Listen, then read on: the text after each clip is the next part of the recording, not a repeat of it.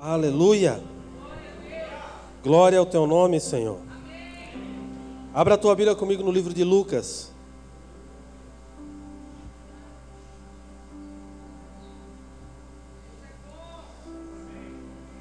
Nós começamos a falar há 2 domingos e estamos começando o primeiro mês falando sobre um evangelho que transforma. Sobre o Cristo que muda as nossas vidas. Amém? Lucas 24. Capítulo 24, versículo 45 em diante.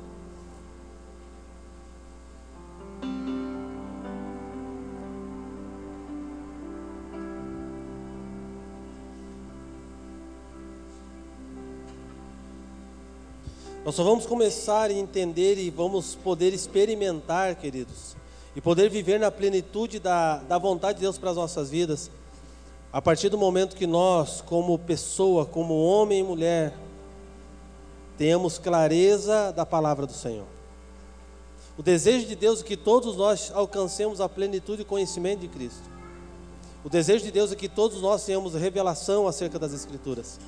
O desejo de Deus é que todos nós, quando abrirmos a palavra, as letras saltem para nós e nós possamos entender o que está escrito.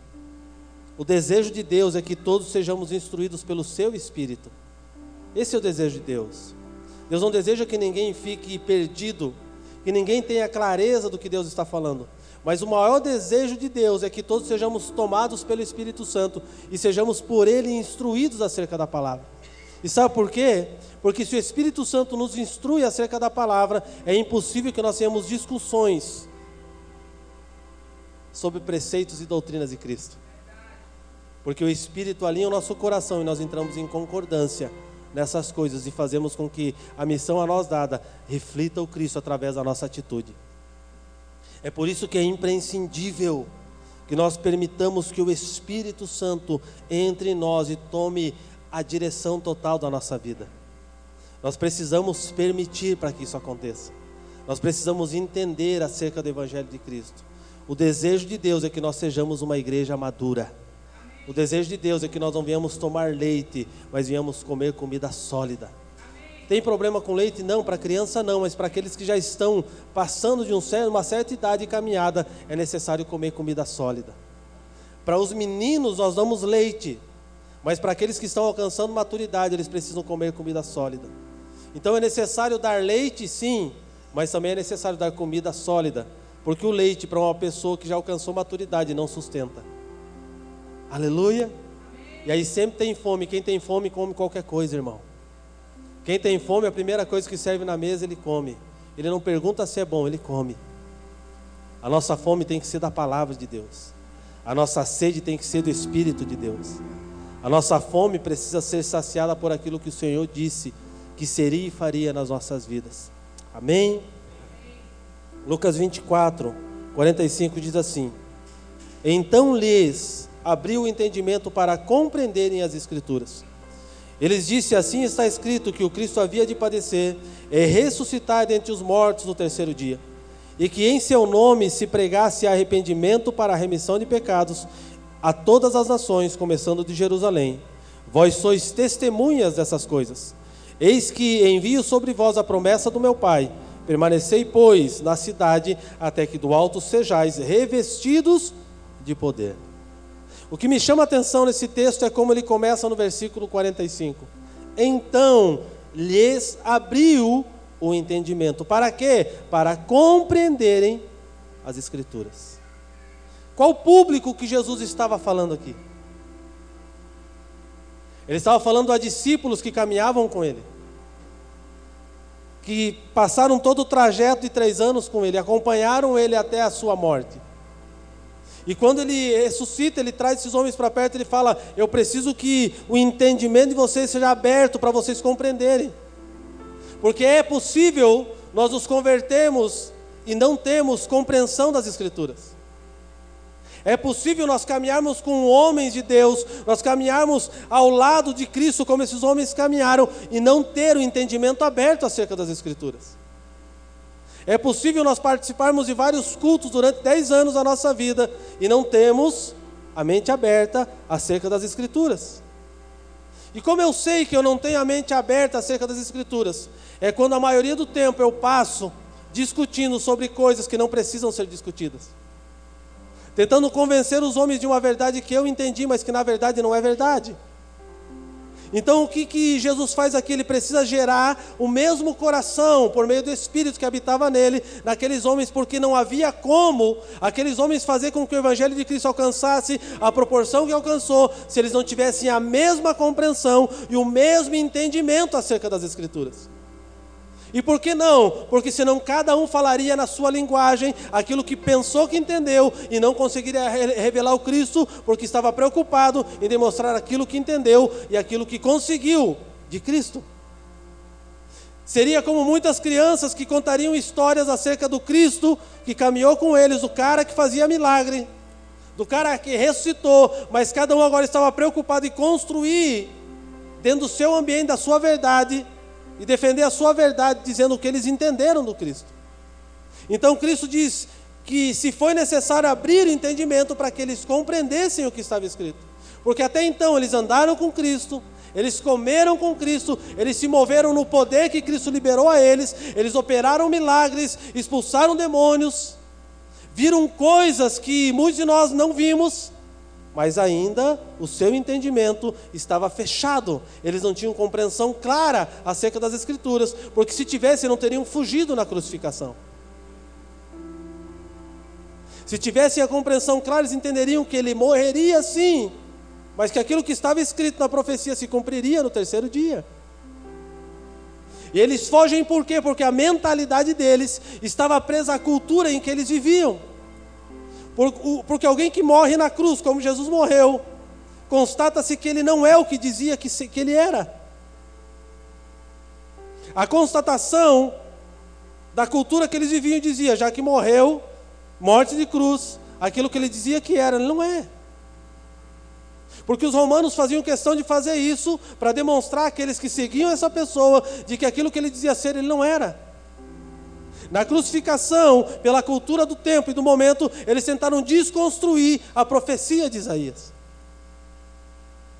E quando a nossa mente só está ligada na informação, e não tem a revelação da informação que recebemos, nós vamos ser direcionados pela cultura que nós estamos submetidos. E foi por isso que eles fugiram. Foi por isso que eles abandonaram o barco. Porque dentro da sua mente houve uma confusão. Será que é mesmo? Por mais que eu tenha andado com ele, por mais que eu tenha visto ele operar, por mais que eu tenha visto várias coisas que ele fez, mas será que ele é quem ele diz que é mesmo? Traga para o teu tempo hoje alguém que se apresenta a você, digamos que nós vivêssemos naquele tempo. Qual seria a nossa atitude perante aquele momento de crucificação? O coração de Jesus ensina muita coisa, principalmente o perdão. Porque o primeiro povo que ele procura é aquele que primeiro abandonou ele. Os primeiros que ele vai atrás são aqueles que abandonaram ele pelo caminho. E por quê? Porque, irmão, quando Deus tem um propósito na tua vida, você pode abandonar, você pode correr, mas ele vai te achar na esquina, irmão. Você pode dizer, eu não quero Deus, eu não quero fazer, eu não vou fazer, isso aqui não é para mim. Em algum momento, na encruzilhada da tua vida, você vai se dar de cara com ele. E sabe o que ele vai estar fazendo?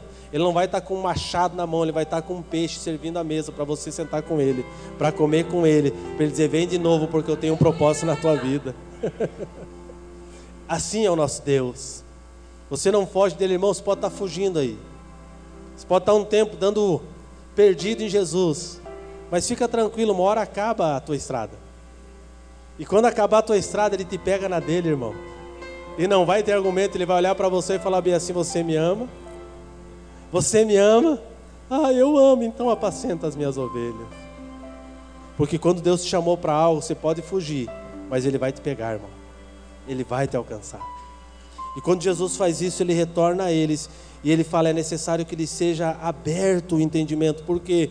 Porque só assim eles vão concluir aquilo que foi chamado. O problema da nossa geração é que nós temos pressa para receber poder, mas nós não temos entendimento para lidar com o poder que recebemos. As nossas orações são contrárias à palavra. Nós oramos para receber os dons, sendo que nós deveríamos orar para receber entendimento acerca dos dons. para que quando nós recebêssemos os dons, nós não manipulássemos eles para o nosso benefício, mas entendêssemos que todo dom dado ao homem tem um único propósito: fazer Cristo conhecido por meio do dom que o homem vai se manifestar. Então, nós somos ensinados, nós que vivemos na igreja, a cultura da igreja brasileira nos ensinou a buscar muitas coisas sem ter o caráter de Deus para tê-las, sem ter desenvolvido dentro de nós a consciência clara das Escrituras para receber aquilo e desenvolver a partir daquilo. E é por isso que no nosso meio há muita confusão acerca de coisas simples. Porque nós não temos o quê? Entendimento. Nos falta compreensão das Escrituras.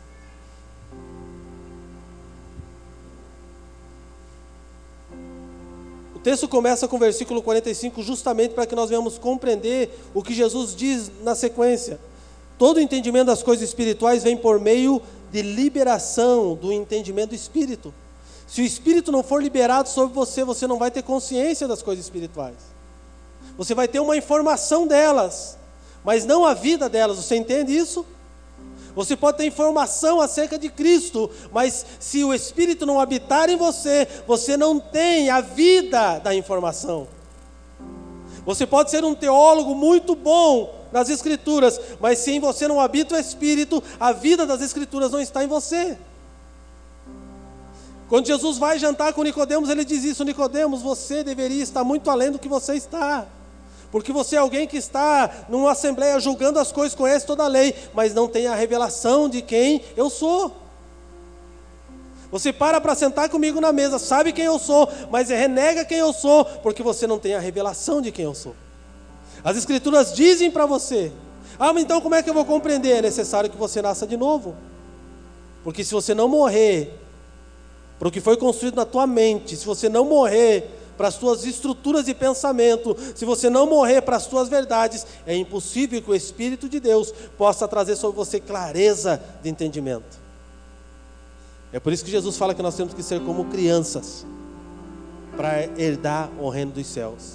E quando ele fala sobre ser como criança, não está falando sobre sermos imaturos, está falando sobre dependência, sobre uma confiança plena de que ele vai nos conduzir dentro do seu propósito.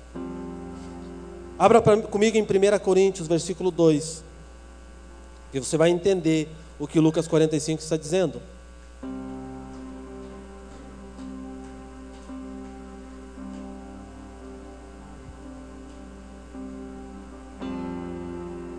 Primeira Coríntios 2:12.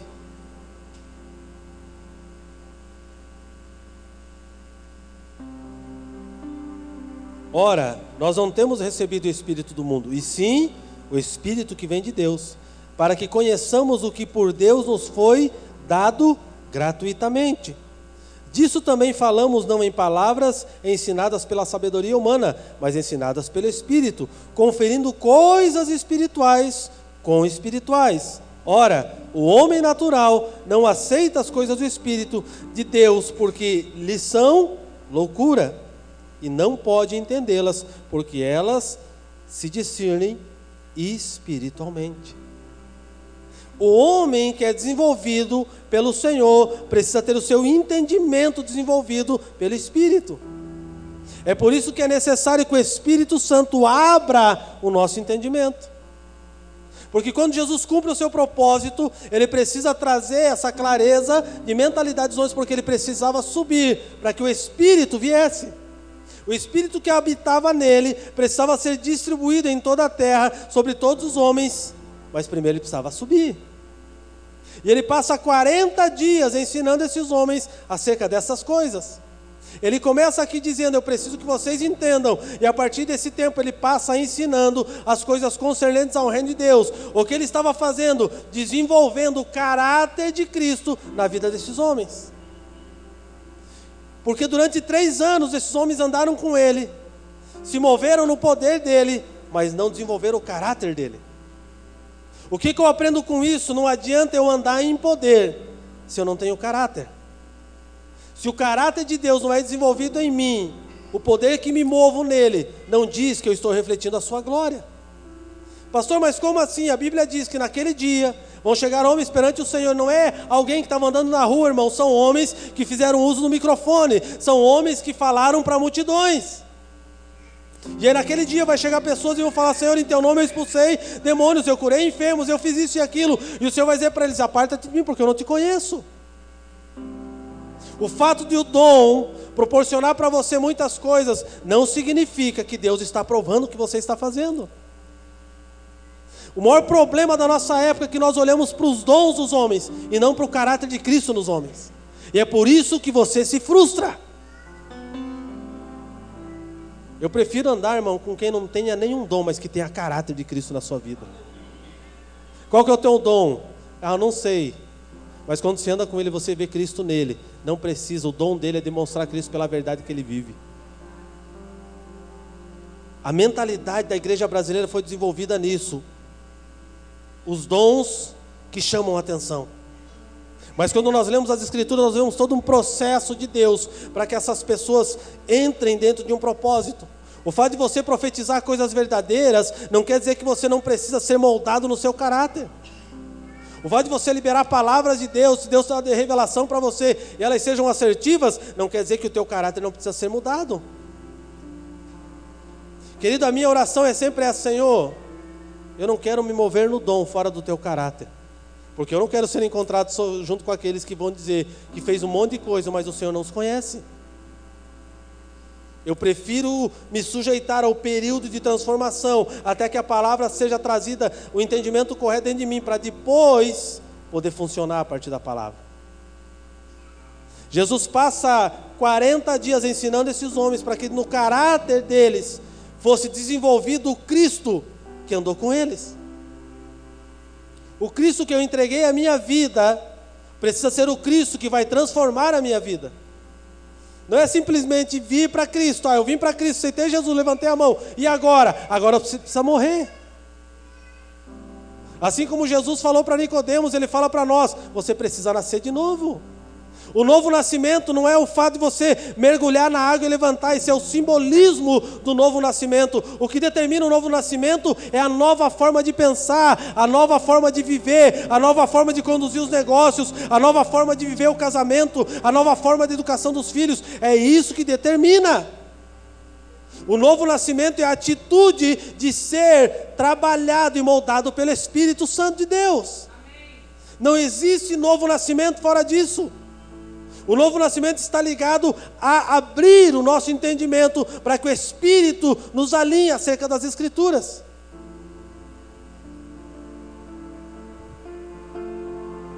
Quando nós lemos esse texto, nós precisamos entender uma coisa, irmãos. Eu vou perguntar de novo para vocês: para qual público Jesus estava falando aqui em Lucas? Para qual público? Se Jesus chega para os seus discípulos e diz para eles que eles precisam abrir o entendimento, é porque ainda eles eram carnais. É porque ainda a movimentação deles não condizia com aquilo que Jesus esperava deles.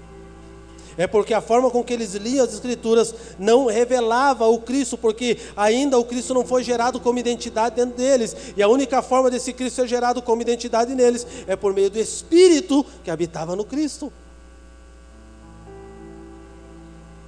Nós sempre teremos uma leitura carnal e cultural da palavra. E sendo assim, nós teremos uma interpretação errada do que realmente está escrito. Hoje nós temos várias linhas de pensamento em nosso meio e ainda não alcançamos unanimidade porque lemos a palavra com nossa mente, não com a mente de Cristo. Abra comigo em João 14, 26.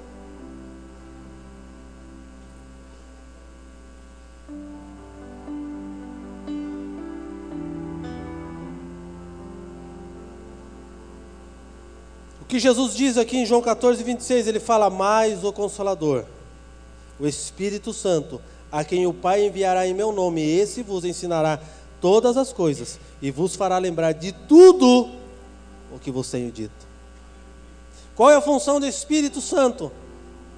Fazer com que a verdade da palavra seja a minha verdade. Porque senão nós vamos viver em discussões tolas, nós não vamos conseguir gerar unanimidade no Espírito.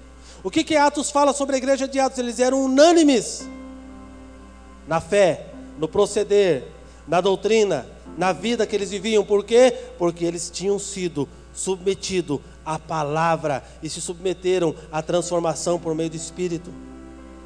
Se não houver essa transformação, não houver essa mudança dentro de nós, nós não estamos vivendo o Evangelho.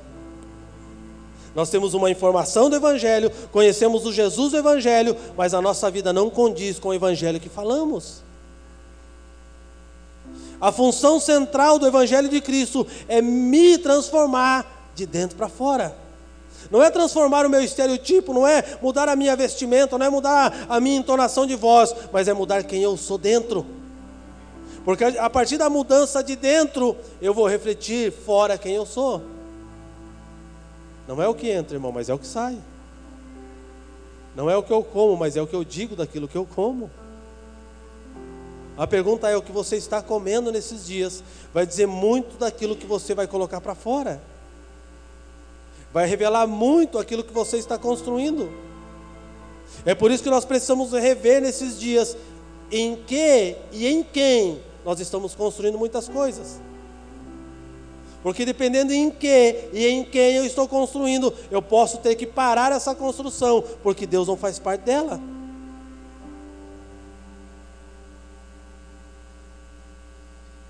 Não adianta levantar um altar ao Senhor, se o Senhor não pediu para você levantar um altar. Não adianta tentar agradar ao Senhor com sacrifícios, sendo que Ele não te pediu essas coisas. O que Ele pediu para nós foi um coração contrito e quebrantado. Não sacrifícios. Porque um coração contrito e quebrantado se sujeita em totalidade àquilo que está escrito. A palavra entendimento aqui do versículo 45 significa a capacidade para a verdade espiritual, os poderes superiores da alma, a faculdade de perceber as coisas divinas, de reconhecer a bondade e odiar o mal. O poder de ponderar e julgar sobriamente, calmamente e imparcialmente. Será que fala sobre o caráter de Jesus essa palavra aqui? Quando Jesus fala que precisava abrir o entendimento deles, ele falava: eu preciso que a capacidade espiritual deles seja manifestada, a verdade do Espírito venha para fora. Eu preciso que eles não andem mais na alma. Eu preciso que eles desenvolvam a faculdade de perceber as coisas divinas, de reconhecer as coisas do Senhor e abominar o mal. Porque se eu não abomino o mal, não é o Espírito Santo que habita em mim. Se eu não consigo abominar o pecado, ainda eu estou escravo do pecado. Se eu não consigo abominar as práticas que não amam e não refletem o meu amor ao Senhor, eu tenho algum problema. Se eu não consigo gerar imparcialidade em momentos que eu preciso julgar e ser correto, eu não estou tendo o entendimento correto acerca das coisas espirituais. É mais fácil falar: não, a Bíblia diz que nós não temos que julgar. A Bíblia diz que nós não temos que condenar. Mas ela diz que os santos precisam julgar as coisas dos santos. Leia Coríntios. Tanto é que o Senhor estava preparando eles para isso, para que quando eles fossem julgar alguma causa, eles tivessem imparcialidade, que eles não fossem movidos pela emoção. O homem que é movido pela alma não consegue desenvolver as faculdades do Espírito dentro dele. O homem que é movido somente pela necessidade dos outros homens sempre vai gerar coisas na alma. Um homem que é movido somente pela amizade de entranha na alma, ele não consegue caminhar debaixo da clareza do Espírito. Os homens espirituais não podem andar por sentimento, precisam andar por propósito. Não podem andar porque, eu gosto tanto do William que eu não vou falar para o William as verdades que ele precisa ouvir. Eu amo o William, por isso que eu vou falar para ele as verdades que ele precisa ouvir. Porque as verdades vão libertar ele de um cativeiro na alma. Esse é o propósito do Evangelho. Quando o Senhor fala para eles aqui, no versículo 49,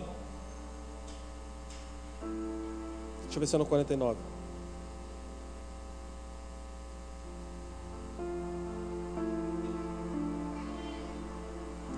Eis que envio sobre vós a promessa de meu Pai. Qual promessa? Permanecei, pois, na cidade, até que do alto sejais o quê? Revestidos do poder. Sabe o que significa a palavra revestido nesse versículo? Significa alguém que foi submergido. Significa uma pessoa que adquiriu uma nova roupagem, que foi preparado para o combate, ele foi armado para isso. Jesus passa o quê? 40 dias submergindo esses homens, trocando a roupagem deles, dando a eles armamento para o combate que eles teriam pela frente. Esse revestimento é necessário, porque não tem como nós sermos cheios de algo, se nós não formos primeiro revestidos por aquele que vai derramar algo sobre nós. Perceba o processo, primeiro o Senhor reveste esses homens, para depois enchê-los. Primeiro ele reveste o que? Ele precisa mudar a roupagem deles. Ele precisa mudar os conceitos pré-estabelecidos na cabeça deles. Ele precisa mudar a forma de pensar desses homens. Ele precisa submergi-los na palavra. Irmão, você só vai ter a plena clareza acerca de Cristo a hora que você permitir que o Espírito submeta você e submerja você na palavra. Porque a palavra é a única que vai libertar você do engano. Paulo disse: se vocês verem eu falando alguma coisa que fuja daquilo que eu vos ensinei do Evangelho de Cristo, me tenham por mentiroso, por anátema, por enganador. Porque se eu falar contra aquilo que eu preguei para vocês, é porque eu me desviei do caminho. Não me ouçam. Sabe o que ele estava dizendo aqui? A palavra está acima do que eu sou. A palavra está acima do ensinamento que eu possa vir a dar algum dia que eu estiver louco para vocês. É por isso que nós precisamos ser revestidos do quê? Da palavra. Porque é a palavra que nos dá armamento para o dia do combate. É a palavra que nos dá munição para poder combater. Porque o combate que nós vamos combater não é nosso, irmãos. Não é contra a carne e contra o sangue. Mas é contra coisas que acontecem nas regiões espirituais. A nossa guerra nesses dias não é contra homens, mas é contra uma mentalidade diabólica que está tentando entrar na igreja e destruir o conceito cristão. A nossa briga não é na internet, brigando uns contra os outros, falando mal uns dos outros, mas a nossa guerra é contra a mentalidade que entra dentro da igreja, querendo desconstruir a clareza e o propósito da igreja de Cristo. A nossa guerra não é contra pessoas, é contra uma mentalidade. Nós precisamos compreender que Satanás, ele é um estrategista, e ele não tem pressa. Tanto é que ele coloca conceitos e inverdades, ele coloca coisas dentro da igreja e deixa que aquilo comece a ser gerado e criado. E durante um tempo as pessoas começam a acreditar naquilo. E de repente elas todas estão enganadas por uma coisa que se parece com o Evangelho, mas não é Evangelho. Que se parece com a palavra, mas não é a palavra. E quando nós não entendemos isso, nós ficamos submetidos a falsos ensinos. Por quê? Porque nós não vamos procurar nas Escrituras se aquilo que está sendo dito é aquilo mesmo. E nós vivemos em um tempo em que a igreja precisa voltar para as Escrituras. Irmão, você não vai ser revestido se você não submeter a palavra. Você não vai receber do Senhor a revelação clara de quem Ele é, se você não submeter a palavra dEle. Nós precisamos gastar tempo com a palavra de Deus. Nós precisamos investir tempo de oração. Nós precisamos voltar para o secreto do nosso quarto. Nós precisamos sair da internet, do YouTube e ir para o quarto de oração. Nós precisamos conferir nas Escrituras se aquilo que está sendo dito faz parte daquilo que Deus está dizendo, se faz parte daquilo que Deus está fazendo. Nós precisamos conferir as Escrituras para que nós não sejamos enganados. E era exatamente o que Jesus estava fazendo. Ele falou: durante 3 anos e pouco eu expliquei, eu falei, eu disse para vocês, mas vocês não tiveram plenitude de entendimento. Sabe aquele negócio que você estuda uma coisa 5 anos da tua vida, e de repente, no estralar de dedo, no momento de oração, você está ali com Deus, de repente vem à tua mente aquilo lá. Você fala: meu Deus, o que é isso? O que isso quis dizer? Eu li tantas vezes e não entendi, mas agora os meus olhos foram abertos. Sabe o que é isso? É o Espírito da verdade conduzindo a verdade do Evangelho. Essa é a melhor coisa, o melhor momento que nós estamos com Cristo, porque é o momento que o Espírito da verdade traz para nós a verdade que está dentro das suas Escrituras. Isso só é gerado em um lugar de submissão ao Senhor. Não existiam homens aqui preocupados em construir as suas coisas. Eles estavam submissos ao que Jesus estava dizendo. Eles estavam atentos à instrução de Jesus. A palavra poder, ela vem depois do revestimento. Poder aqui significa um poder inerente, poder que reside numa coisa pela virtude da sua natureza. Aonde estava o poder? Estava em Cristo. Residia em Cristo. Aonde estava a virtude? Nele. Ele precisava ir para que aquele poder descesse sobre aqueles homens. Mas perceba que Deus não derrama poder em ninguém que não se permite primeiro ser revestido. O problema é que nós oramos por poder, mas não oramos por revestimento. Nós não oramos por uma roupagem nova, e quando é derramado o poder, nós não suportamos e nós manipulamos o poder em detrimento da nossa vontade. É por isso que a Bíblia diz, não pode ser derramado vinho novo em odre velho. Porque derramando vinho novo sobre o odre velho, esse odre não vai suportar o que o vinho está trazendo e vai estourar. Então não ore por poder, irmão, ore por revestimento primeiro. Ore para que o caráter de Deus seja desenvolvido em você, porque se você receber poder antes disso, você não vai saber lidar com isso. E nós temos vários ensinamentos da palavra de pessoas que procuraram o poder, receberam ele, mas não souberam lidar com ele. E por quê? Porque a roupagem que eles estavam usando não suportava o que eles receberam. Quando fala sobre revestimento, fala sobre homens que vão ser desenvolvidos no caráter de Deus. O revestimento é o caráter de Deus sendo derramado em nós. Poder nesse texto também significa moral e excelência da alma. Significa homens que estão frutificando. Quais frutos? Do Espírito. O que determina se esse revestimento faz parte de quem eu sou? Abra em Gálatas 5, 22 comigo.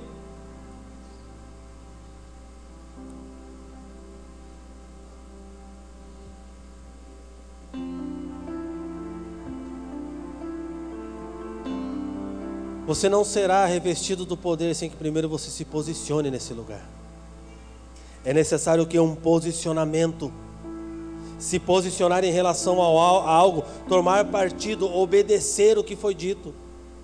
O que Jesus disse para eles no começo do texto? Esperai. Esperai aonde? Em Jerusalém. Para quê? Para que do alto vocês sejam revestidos. Ele deu uma ordem, esperem. O que é esperar? É descansar sobre o fundamento que foi colocado dentro deles. Esperar aqui é ter um posicionamento de descansar até que eles sejam revestidos daquilo que foi dito a eles. O que eu faço agora? Se submete. O que eu faço agora? Eu obedeço. Porque eu só sou revestido de poder quando eu decido e me posiciono em um lugar de obediência. E qual o poder que Deus derrama sobre nós? Qual é o revestimento que Ele derrama sobre nós? O seu caráter. Gálatas 5, 22 e 23 fala sobre isso. O que constata que uma pessoa é revestida do poder de Espírito? Gálatas 5, 22. Se ela não caminha nesse ambiente, ela pode se mover no poder, mas não ter o caráter de Cristo. Ela pode ter dom de cura, dom de revelação, dom de profecia, mas dentro dela não foi desenvolvido o caráter de Cristo. Deixa eu responder uma pergunta para você que você fez tantas vezes e ainda faz. Sabe quando reúne os crentes assim para conversar sobre o acontecido no meio dos crentes? Aí o crente fala assim: irmão, como que aconteceu isso com aquele irmão? O cara profetizou na minha vida e tudo que ele falou era verdade. O cara colocava a mão sobre o enfermo era curado na hora. Como que esse cara fez aquilo? Não dá para entender, porque, cara, ele fazia muita coisa. O cara pegava o microfone e o céu descia. Eu conheci um homem em 92. Eu fui na conferência desse homem. E quando ele começava a ministrar, ninguém ficava em pé no ambiente. Eu lembro que quando eu fui nessa conferência, eu falei: quero ver quem me derruba, irmão. Não vou cair, vou ficar em pé, isso é balela. E eu me lembro quando esse homem começou a liberar aquilo que Deus disse para ele fazer naquele ambiente, eu me lembro isso me gerou um temor muito grande, por isso que eu não duvido das manifestações de Deus. Eu não duvido, eu não fico questionando, não, por que o cara está ali? Cara, eu não ponho mais a mão. Eu me lembro que naquele dia, na hora que ele começou a ministrar, ele pediu que todos pegassem as mãos e começassem a orar. E nós começamos a orar. Eu me lembro que o do meu lado foi cair, me puxou, larguei a mão. Falei, tira a mão de mim. E outro foi cair, larguei a mão também. Falei, não vou ir na onda da ola não, irmão. Vou ficar de pé nesse lugar aqui. Passou alguns minutos, eu fui me encontrar 3 fileiras de banco. Eu estava numa igreja que era banco ainda. Caído. Quando eu abri os meus olhos, eu estava 3 fileiras para trás caindo, que a única coisa que eu fazia é chorar e pedir perdão, para que, já que ele jogou 3 fileiras para trás para matar, é facinho. Então eu fiz as 2 coisas que me vêm à mente primeiro. Perdão, Jesus, eu não duvido mais. A forma com que esse homem se movia era assim, coisa doida. Só que passou um ano. Descobriram que esse homem tinha um envolvimento homossexual com outro homem. Esse homem tinha um relacionamento conjugal, de casamento com outro homem. E o que aconteceu nesse tempo? Todo mundo se perguntava, como? É porque eu só adquiri o poder, mas não fui revestido. Porque o que cura você é a palavra. O que transforma a tua mente é o revestimento por meio da palavra. Então, querido, não se surpreenda com muitas coisas que vão acontecer esse ano. Tem muitos homens dons que você tem acompanhado na internet que vai aparecer o pus que está dentro deles. Fique agarrado em Cristo.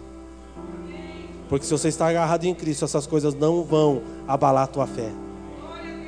Porque não é pelo dom que eu digo se a pessoa é homem de Deus ou não, mas é pelo caráter de Cristo nela. E quando eu descobri isso, eu não tenho problema nenhum de andar com pessoas cheias dos dons, mas também não tenho problema nenhum de andar com pessoas que não têm dom nenhum. E todo homem que tem muito dom, eu colo do lado dele para alinhar o coração dele, para ele não se perder no dom.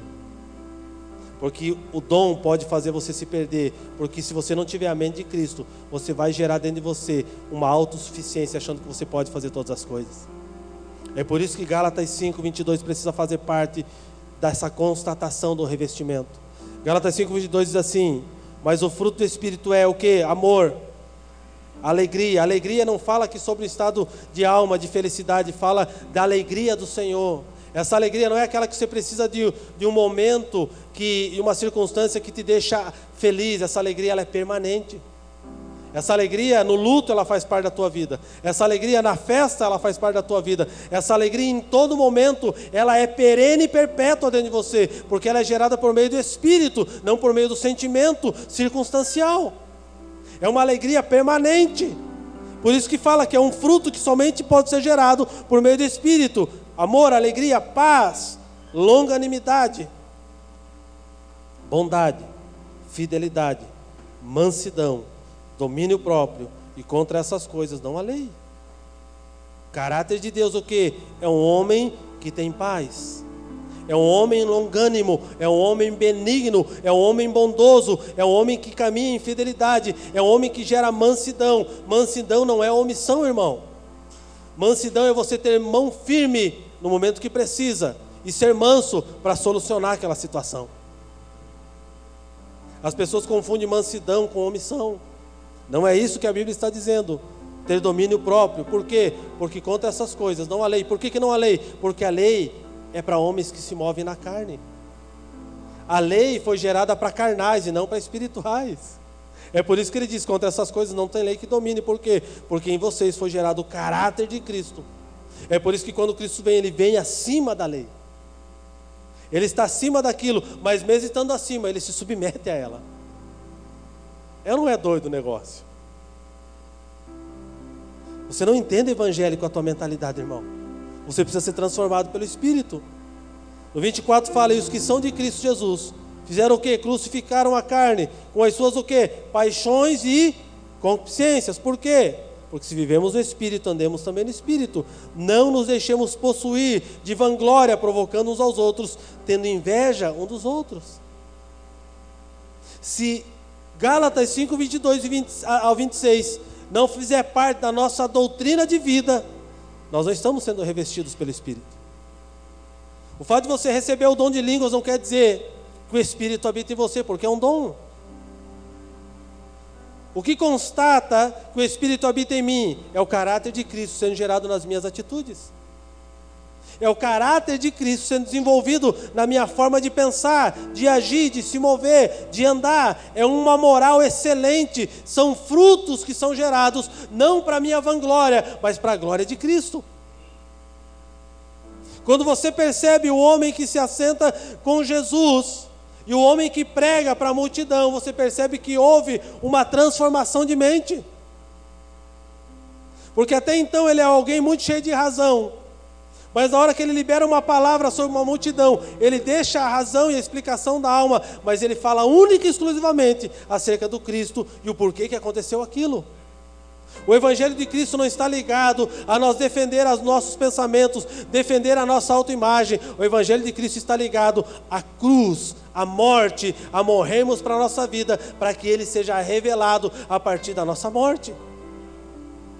Não vamos revelar Cristo debaixo da nossa mentalidade corrompida. Nós só vamos manifestar Cristo quando somos revestidos por uma nova roupagem. Forma de pensar, forma de agir, forma de falar, forma de tratar, forma de tomar decisões, forma de andar em verdade. Irmão, a verdade, ela muitas vezes é dura, mas ela alinha o coração.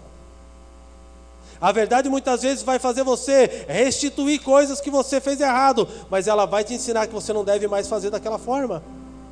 A verdade vai fazer você se submeter a ela. Por quê? Porque ela é suprema.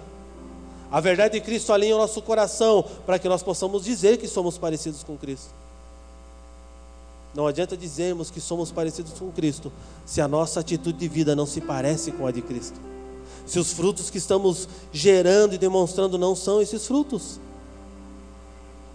Atos 1:8 diz assim: mas recebereis poder. Primeiro eles receberam o quê? O que eles receberam primeiro? Deixa eu ver se você está aqui. Responde, irmão. Receberam o que primeiro? Revestimento, caráter. E depois que eles receberam esse revestimento, esse caráter, uma roupa adequada para receber o que seria derramado, o que acontece em Atos 1:8? Receberam poder ao descer sobre vós o Espírito Santo, e sereis o quê? Sereis o quê? Minhas testemunhas, aonde? Em Jerusalém, em toda a Judéia e Samaria e até os confins da terra. O que Jesus faz primeiro? Reveste seus discípulos e depois os enche. Você está orando por poder, ore por caráter. Primeiro ore para que você seja revestido, ore da forma correta. Porque após você ser revestido, você vai poder andar em poder e não manipular o poder que Deus deu a você. Depois que eles são revestidos, os discípulos, Ele enche eles de poder. Não adianta ter os dons do Espírito sem que primeiro eu seja revestido pelo Espírito. Jesus passou 40 dias ensinando os seus discípulos sobre a legislação do reino, sobre o caráter de homens que vão habitar esse reino. Primeiro somos revestidos do caráter, depois somos cheios do poder. A autoridade do poder só glorifica a Cristo quando nos movemos debaixo do caráter de Cristo em nós. Não adianta nos movermos no poder se isso não glorifica a Cristo. Nós precisamos glorificar a Cristo por meio do caráter de Cristo desenvolvido em nós. Poder sem caráter não nos dá autoridade de testemunhas de Cristo. Andar no poder sem o caráter de Cristo não nos dá autoridade para testemunhar acerca de Cristo. Como falar de um Cristo que eu não me submeti a viver? Como falar de um Cristo que eu não submeti a minha vida ao caráter desse Cristo? Essas coisas que eu preciso observar, essas coisas que eu preciso trazer à memória. Queridos, eu tenho dito há 7 anos isso aqui. A vida com Deus é processual. Milagres são instantâneos, mas construção do caráter é processual. E como que esse processo adianta ou para na minha vida? É o quanto eu estou disposto a me posicionar, a ser trabalhado e submisso a isso. Se você não submete aos seus líderes, não adianta dizer que se submisse ao Senhor, você não entendeu o caráter de Cristo. E quando eu falo de líderes, eu não falo de líderes manipuladores, mentirosos, enganadores, falsos profetas. Eu falo de homens, líderes, que refletem Cristo. Se eu não reflito Cristo, irmão, não me siga, por favor. Procure outro pastor. Mas se eu reflito Cristo, por favor, ouça o que eu estou dizendo e obedeça. Porque a única forma de Cristo se fazer conhecido na tua vida é quando você se sujeitar a ser transformado a partir de quem você vai se tornar. Nós oramos por poder, oramos por manifestações das reuniões, mas não oramos para abrir mão das nossas práticas pecaminosas e enganosas. Convivemos com os nossos demônios de estimação, os nossos pecados de estimação, aquelas coisas que nós temos como estimação, dizer, isso aqui eu não vou vencer nunca mesmo. Carrega no chaveirinho, para onde vai? O único capaz de nos transformar, de nos ensinar a abrir mão do pecado, é Cristo desenvolvido em nós. É sermos cheios do caráter de Cristo, é sermos desenvolvidos no seu Espírito. O único propósito de Deus derramado do seu Espírito sobre a sua igreja é para que a mentalidade da igreja seja transformada. É para que nós tenhamos o mesmo coração, a mesma disposição e a mesma mente de Cristo. Porque esse é o propósito, até que todos sejamos um, assim como Ele é no Pai. Até que todos sejam um em Cristo, assim como Cristo é no Pai. Esse é o propósito do Evangelho. Se o Evangelho não chegar e não nos transformar a isso, não tem Evangelho. Se nós não formos transformados, se a nossa roupagem não for mudada, que Evangelho nós estamos vivendo? Se o nosso caráter não for transformado, que Evangelho que nós estamos vivendo? Se nós estamos profetizando em benefício próprio, que caráter de Cristo há em nós? Se nós estamos liberando palavras para manipular pessoas, que caráter de Cristo há em nós? Se nós estamos usando o dom que Deus nos deu para ser uma muleta da nossa vida de mau caratice, que Jesus que habita em nós, irmãos. O problema é que nós pensamos que a graça que nos foi dada é uma carta em branco com direito de pecar, sendo que a graça que nos foi dada é para que nós sejamos como Cristo. Graça não é o direito de você pecar, irmão. Graça é para você se sujeitar ao senhorio de Cristo.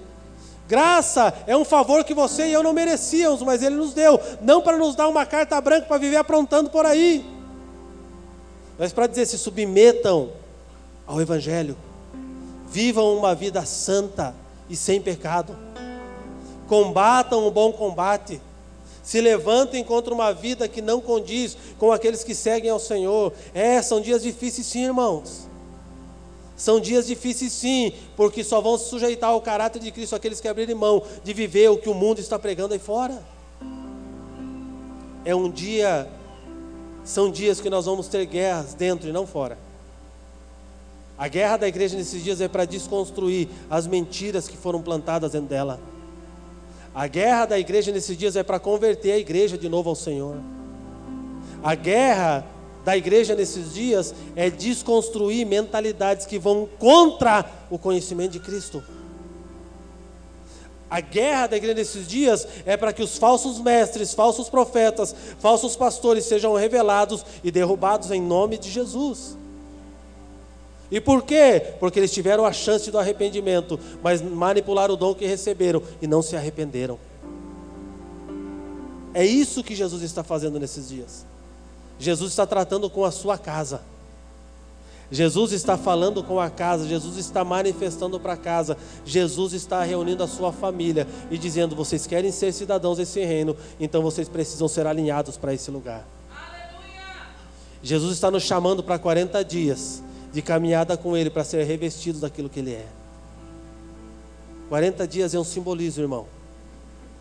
Jesus está nos chamando para esse lugar de submissão à sua palavra, de submissão ao que está escrito. Por quê? Porque é a única forma de nos transformarmos e se tornarmos pequenos cristos. Você falar que é cristão tem um peso muito grande, irmão, porque ser cristão, você precisa ser um pequeno Cristo. Você precisa desenvolver o caráter de Cristo. Você precisa ser um homem que caminha segundo o conselho de Deus e não dos ímpios. Você precisa lidar com os negócios de forma correta. Você precisa ser fiel ao Senhor.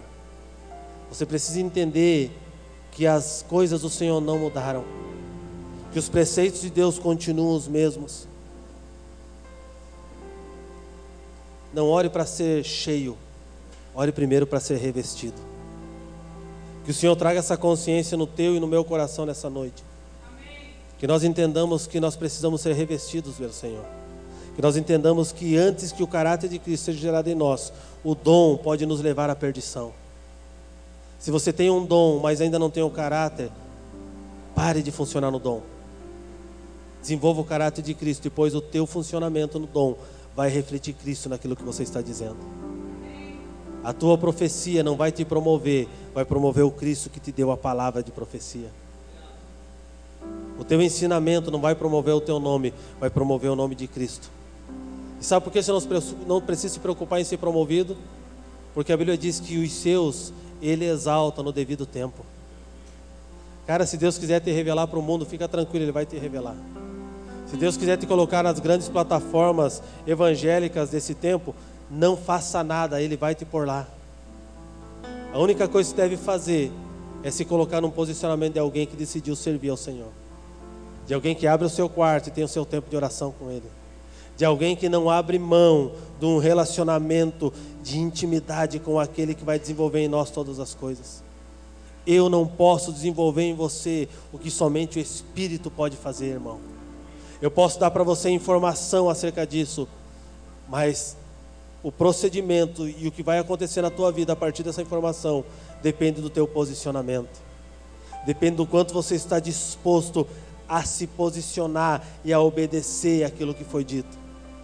Lembre do que eu disse no começo da reunião: o homem sábio é aquele que ouve as palavras de Deus e as pratica, mas o tolo é aquela que ouve e não põe em prática. A oração que eu tenho para esta casa, para nós essa noite, é que nós não sejamos tidos como homens tolos. A oração que eu tenho para essa casa nessa noite é que nós venhamos jogar as nossas coroas ao chão, para que Cristo seja o maior na nossa vida. Que nós venhamos entender que os dons que recebemos é dele. E se estamos funcionando da forma errada, nós precisamos nos submeter a um conserto nessa noite. O fato de profetizarmos, de termos palavras de conhecimento, não nos libera de termos o caráter de Cristo desenvolvido em nós. O fato de termos revelação da palavra não nos libera de ter o caráter de Cristo desenvolvido em nós. Se tem uma coisa, irmãos, que para mim nunca foi difícil, porque eu recebi do Senhor esse dom, foi o dom da palavra. Eu nunca tive dificuldade em pregar. Desde os meus 13 anos eu prego. Eu abria uma palavra e aquilo eu escrevia. Eu tenho meus cadernos antigos lá, escrevia 2 páginas de um versículo. Só que eu não tinha o caráter de Cristo. Eu pregava muito bem, mas não sujeitava a palavra que estava pregando. E chegou um dia que eu me encontrei, sabe aquilo que eu falei para você? Vai chegar uma hora que Deus vai te encontrar na curva. Ele me encontrou. E quando nós chegamos naquela curva assim, a palavra que Ele me deu, Ele falou: Isaías, você prega bem. Você lê, você prepara bons sermões. Mas o que você precisa fazer a partir desse momento, para aquilo que eu vou fazer na tua vida, é que a palavra que você prega, te pregue primeiro. A palavra que você prega para os outros, precisa ser pregada em você. Então Ele me disse: a partir de hoje eu não quero que você pregue. Eu quero que você vá para o teu quarto. E até que isso que você está pregando seja vida em você, você não fale nada para ninguém. A palavra que eu recebi de Deus aquele dia foi: se torne a palavra primeiro, para depois falar acerca dela. Eu estou há 8 anos trabalhando por isso. Eu estou há 8 anos olhando para a palavra e primeiro me medindo para depois falar sobre ela. Eu estou há 8 anos morrendo para a minha vontade. Eu estou há 8 anos me sujeitando à palavra e não só pregando ela porque é um bom sermão. O fato de eu ter o dom da palavra não quer dizer que eu tenho que se sujeitar a essa palavra. Eu não tenho dificuldade para essas coisas, irmãos. Até esses dias nós conversávamos com o William e nós fomos para um evento. E ele me perguntou se preparou. Eu falei: não, eu na hora flui. Como assim? Eu falei: não, na hora que eu abrir aqui, Deus vai dizer o que tem que falar. Porque há uma facilidade em mim disso. Mas se o caráter de Cristo não for gerado em mim dia a dia, eu vou ser mais alguém que vai chegar perante o Senhor e vai dizer: Senhor, em teu nome expulsei demônios, Em teu nome preguei para multidões, em teu nome eu operei milagres. Ele vai olhar para mim e falar: em verdade te digo, eu não te conheço. Eu não quero ser essa pessoa, irmãos. É por isso que há mais de 8 anos, não há 8 anos, há 9 anos atrás, a partir desse tempo que Deus me chamou na curva, eu decidi mudar a minha forma de viver. Eu decidi ler a palavra e me sujeitar a ela. Não leia a Bíblia para pregar bons sermões. Leia a Bíblia para ser pregado por ela, porque a tua vida vai ser um sermão pregado para as pessoas. Não leia a Bíblia para você ter argumentos para defender as suas verdades. Leia a Bíblia para que as verdades da Bíblia te convertam ao Senhor da verdade. Nós precisamos mudar o nosso entendimento. Se coloque de pé.